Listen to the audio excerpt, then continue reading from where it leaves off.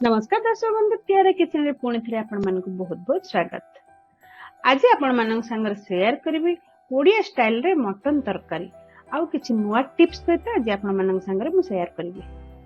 एही Odia style mutton तरकारी मो मा ठारू मु शिखिछि। आज मो मा को ए रेसिपी मु डेडिकेट करछि। तो देखिवा चलंतु ना ता पूर्व आपण माने प्रथमे मो चैनल को प्लीज सब्सक्राइब करि नियंतु। नुआ नुआ वीडियो देखिया पे पाखर थिया छोट बेल आइकन को थरे मात्र प्रेस करि नियंतु। या द्वारा जते किछि नुआ वीडियो अपडेट करबे आपण माने भागो नोटिफिकेशन आसीबो। एठी मु 750 ग्राम मटन नेछि जाहाको मु हळदी आ सोरष तेल रे गोळेई के आधा घंटा फ्रिज रे मैरिनेट करि रखिथिली। चलंतु मसला देखि नबा। एठी मु अदा नेछि, अदा को भलो भाबरे चोपा छळ नेछि, रसुन नेछि, एटी गोटे चम्मच जीरा, गोटे चम्मच धनिया को मु आगुर भिजेई रखिथिली 20 मिनिट खंड आगुर। याकु मध्यम पकेई नबा। लंका को मध्यम भिजेई रखिथिली, लंका पकेई नबा। लंका आपण केते रागो खाउछन्ती सेही हिसाब रे नेबे। ए देखंतु 1.5 चम्मच मटन मसाला, गोटे छोट चम्मच रो 1.5 चम्मच मटन मसाला को मु 20 मिनिट आगुर भिजेई रखिथिली ताको मध्यम पकेई दूछि। यहां आमे गोटे फाइन पेस्ट बने नबा। देखो मसला तो हमर रेडी हो गला।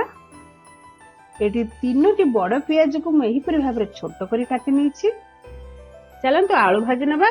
पैन टी को गरम करबा पय रखि नबा। पैन गरम हुआ मात्र हतर अल्प टिके सोरष तेल पकै नबा। तेल हमर गरम हे आसलानी। आलू एही पर भाबरे काटि नेबे। आलू को प्रथमे हमें भले की भाजीबा। आलू भाजिला बेले मन रखिबा हाई फ्लेम दे की भाजीबे। बेसी आलू को सिजेबेनी, जस्ट रेडी फ्राई करके रखि नेबे। एही पर भाबरे एबे से जो तेल थिला से प्रेशर कुकर में दे दउछि। जो तेलडा में आलू भाजी थिले ए देखंतु मु सुखिला गरम मसला नेछि, इलायची 4टा नेछि जाको मु खोली नेछि, दालचीनी नेछि, तेजपत्र 2टी नेछि पकै नबा। पियाज जो काटी के रखिथिले ताको पकै नबा। पियाज को हम टिके समय भाजीबा। 5-7 मिनिट भाजी सैला परे हम सेतिर टिके लूण दे देबा। लूण एठी आपण मटन हिसाब रे लूण पकेइबे। मतलब मोर 2 चम्मच पकेइछि, मटन जते नेछि सेही हिसाब रे मु लूण पकेइछि। पियाज को हम भाजीबा। पियाज देखुन एही पर भाबरे ब्राउन कलर हे आसलानी। एही पर भाबरे ब्राउन कलर हेले हमें पियाज भजाटा को कमे देबा। एबे हमें मसला जो ग्राइंड करथिले ताको पकेइ नबा। पके सला परे टिके समय हमें भाजी नबा। एही पर भाबरे चलै नबा। एबे जो मसला टिके लागि छि ब्लेंडर रे हमें टिके पानी दे ताको पके नबा। ऊपर टिके पकेबे, बेसी पानी देबेनी।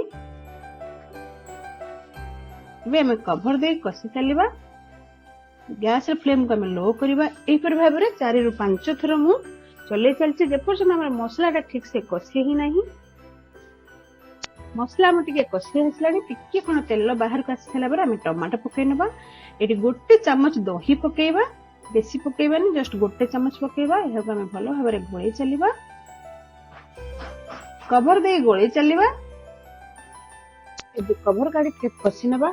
टमाटो को हमें ठीक छेचिबा नहीं कि किछि करबानी। एही पर भाबरे गोळेबा। टमाटो से ऊपर कवर थिबा दरकार। चलो टिप्स नंबर 1 देखि नबा। ए देखंतु गोटे रसुन को भलो भाबरे धोई चोपा छडे नेबे, ताकू पकेइ नेबे। अल्प खंडे अदाटा को पकेइ नेबे एही पर भाबरे गोटा। एहा को कसी चलीबे। मसला हमरो 70% हैला पर जाई कि आपण रसुन पकेइबे। एबे हमें मटन पकेइ नबा।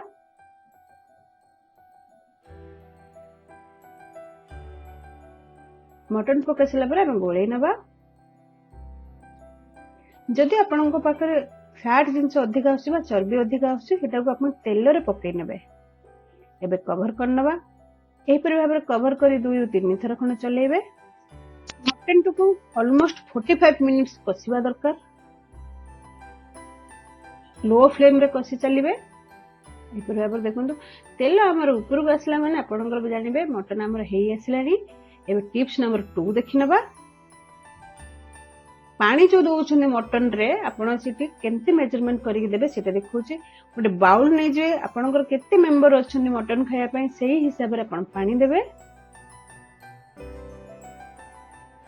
मोर एठी 3 जण अछन तो मु सेही हिसाब रे पानी देछि। यहाँ आम गरम करनवा स्वाद अनुसार ये अल्प टिके लुण पकई नवा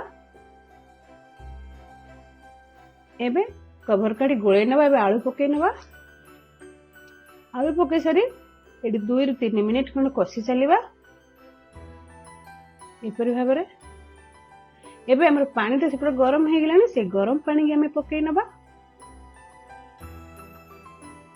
लुण पकईला ध्यान रखिबे आगुर भी लुण पकईछंदी आ पानी रे मध्ये लुण पड़िबो से हिसाब रे आपण माने लुण पकईबे या गुटे गोळई नबा